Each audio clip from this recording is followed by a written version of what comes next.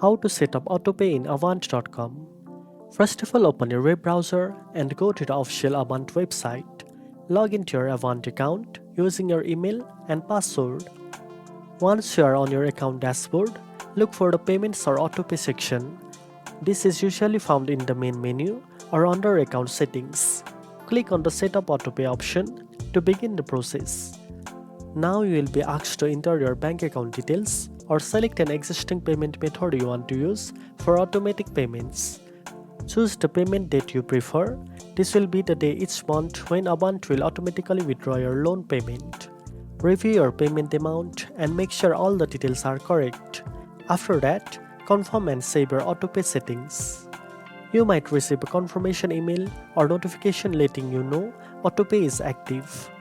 Setting up AutoPay helps you avoid late fees and keeps your payments on schedule without any hassle.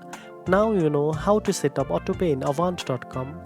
If you found this video helpful, don't forget to like, share and subscribe for more financial tips.